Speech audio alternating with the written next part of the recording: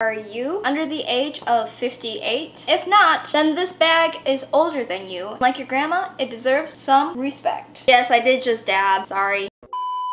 Welcome back, and today we'll be reviewing the Hermes Kelly 28. If you want to see if this is the bag for you to buy, then stick around until the end.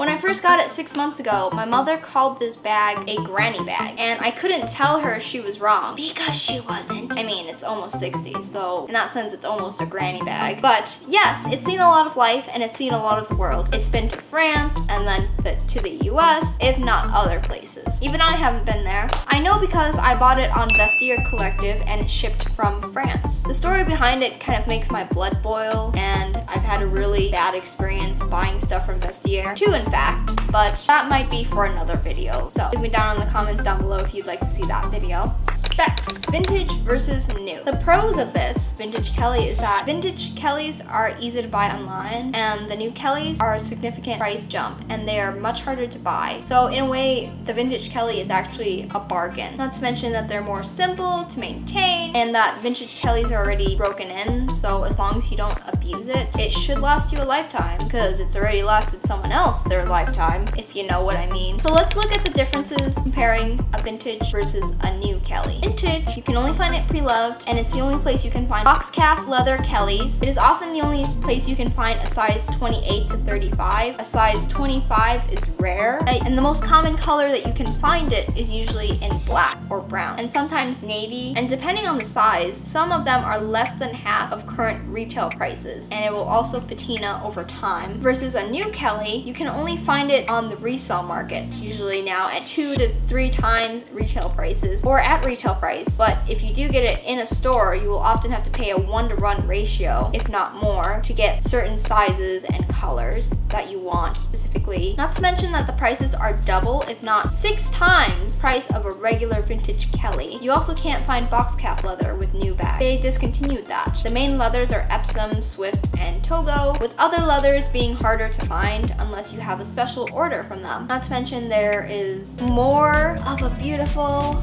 rainbow of colors out there. They're so beautiful. But the price really snaps you back to reality real fast. Not saying I would never get another Kelly that was new. I may get one, but not after thinking real hard about it. And it's harder to get a patina on a new Kelly because they're treated. Epsom is a grained leather, not unlike caviar, which has been treated so there's a texture and grain to it to prevent scratches and make it more durable. But with that, it can feel a little bit more plasticky, and also you don't have a patina that develops really. And with new bags, you can only buy them new or second-hand from someone who's used it for a few years or some time, and they're usually in better condition than some of the vintage styles. As far as prices go, I paid about $7,000 for this on Vestiaire, not including the extra $400 to $500 they charged for customs, and the quality was There's flaws on this bag that was not disclosed in their description by this private seller, and Vestiaire is not going to do anything about it. They offered me actually $200 off the next item I would buy from them, which was a sad excuse to make me buy more from them. And the new ones from the store cost about $11K, and that's about a size 25. If you were to get bigger sizes, they cost even more for the new Kellys. But on the resale market, you can get a new Kelly for 2 times or 3 times the retail prices. So what are some pros to this? The top handle is super easy to grab and go, and everyone who uses a top handle bag usually always grabs it by the top handle. But if you're a girl or a dude who grabs it by the strap, then kudos to you, because most people don't. And if you do, you're special. The nice thing about the Kellys, unlike the Birkins, is that it has a strap that comes with it. And you can also detach the strap and add your own funky strap if you want as well. Though the straps from Hermes are a little bit expensive.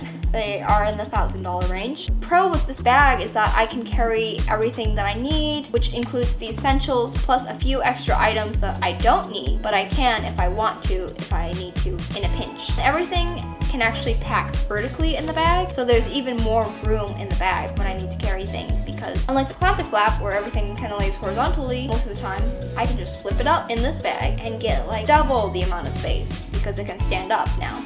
there is a big open hole inside, which means you can carry bulky items without worrying about like compartments on the inside restricting you from having to carry smaller items because the compartments get in the way. And it's very discreet. The one thing I really like about Hermes, Kellys, and Birkins is that they do not have a giant logo on them or some kind of monogram that if you look at it, you'll know what it is. 'Cause I can recognize a Louis bag from like a mile away when I see it in the mall because those checkerboards or the brown and the yellow monogram just gives it away. But with Hermes, you don't really know that it's Hermes unless you are staring up at the clasp with a magnifying glass, or you just know Hermes because you're a huge fashion fanatic. It's also a plus because you don't really worry about being robbed as often because most people do not know what Hermes is. My boyfriend didn't know about Hermes, and I also did not know what Hermes was either until I started getting into this. And because I used to not know about Hermes, I'm sure most people haven't either. Another pro with vintage Kellys is that it's easy to buy online and it's simple to maintain because they've already been broken in, and the handle gives it an additional 2 ways to wear it. You can carry it in the crook of your arm or handheld. The single top handle makes it a very elegant style and dresses it up and formalizes it a little bit more. Cons. OMG, the sangles. Ugh. At one point, I wondered if I should ever buy my dream Kelly 25 in Cray Cellier gold hardware because of the annoyance of closing this bag. The sangles are the worst part of this bag. There are literally so many steps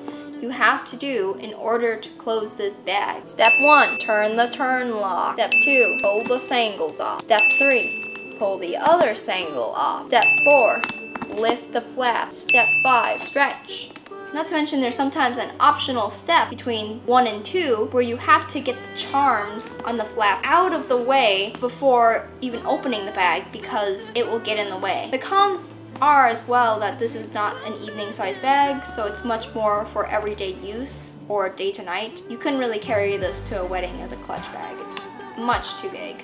28 is definitely more of a solid medium-sized bag. So if you're looking for a small bag, I don't think this is gonna work right for you unless you're of a very big build because I'm very petite and this bag is definitely in the solid mid-range for me. And sometimes it almost feels like a briefcase. Also, unless you get a bag organizer, your small things will roll around in here because it doesn't have many compartments to organize your small items. So what can fit in this Kelly? We will be looking at that as well as several other options today. Option number 1. I'm gonna start with my phone, keys, and card holder. And let's say you are a person who likes to carry a lot of cosmetics in your bag. We'll start with that. And I'm using, for reference, the Mai Tai insert, which has all these neat little compartments which you can use to organize your items inside. Now we got our phone, card holder, keys, compact, lipstick, and mirror. Say you also wanted to put a comb in here, you could also do that. And now in the time of the pandemic, everyone is using hand sanitizer and a mask. There, pepper spray. Yeah, I'll put it there. And we still have room for a few more items. Let's say you wanted to put a pen, I'll also do that. Now, it's very loosely packed, but you don't want to overpack it because the bag will be full if you overpack it and it won't close because the top narrows because it's a triangle. So you don't want it to have too much because it'll be squished this way when it goes in the bag. So a little bit more evenly distributed with the squish. And this is one option. There's still compartments here and here. If you wanted to, you could put something really thin in there, like say your mask or your pad. Actually, I already have a pad in the back zip pocket here, so in that case, we don't really need a pad. But a tissue, and then that should be good. And maybe if you wanted, you could put a pair of sunglasses on top. And the bag is about full. You don't want to overpack it because then it'll bulge out and create these lines. This line is from a previous user who probably overpacked their bag, and it's now permanent in the leather, unfortunately. But important that you do not overpack your bag. The Kelly 28 can carry a lot. Now let's try option number 2. Let's say you don't really carry a lot of makeup, really. You got all the cosmetics, except for the lipsticks. I like to carry something to keep my lips moist. Take out the comb as well. Some women don't have long hair, but mask in, top that. You can also put your things vertically to save more room as well. We can put our contacts in as well. earbuds. I personally like to put them in here, in this narrow slot here. Mints. If you wanted to, you could put a pad in here, as well as scrunchie. Scrunchie takes up like no room. Be mindful of the squish this way. The watch could go this way if you wanted to put your watch in, but I would highly recommend stacking it vertically, and it is reaching its capacity limit. Not too much of a squish. And this is option number 2. If you wanted to, you could maybe put your sunglasses on top. And that actually fits in pretty well, actually. And that's option number 2, the bag organizer. Should you buy it? Overall, yes. Because if you can get over the annoyance of the sangles of opening it, unfortunately the Birkin is just impossible to be practical because it's even more complicated and annoying to close than the Kelly. But the Kelly is still great in that it is less complicated and it's still pretty manageable to open it. And if you get lazy, you can just open and close and use the turn lock and just kind of leave the sangles on the side. As my first designer bag, it's a great bag because it has a great amount of capacity and it can actually fit more things because your things can stand up vertically, leaving you more space in the end to carry more. And the handle also gives you 2 more options to carry it besides the usual way with the strap. And this is a shoulder strap, so you can't really carry it cross-body. Even for me, who's a very petite person, I can't use this to carry it cross-body. But the handle gives you more options, and it also gives you an opportunity to dress it up with a pretty twilly that complements your bag color and whatever outfit that you're wearing. If you enjoyed Grace Kelly's favorite handbag as much as I do, then please make it known to the world with a like down below, because likes are free. If you love couture, style, and analysis as much as we do here, aka CSA, then go down and like and subscribe and turn the bell on to get your weekly CSA PSA hot off the press. Thanks for watching. I'll see you guys in my next one. Bye!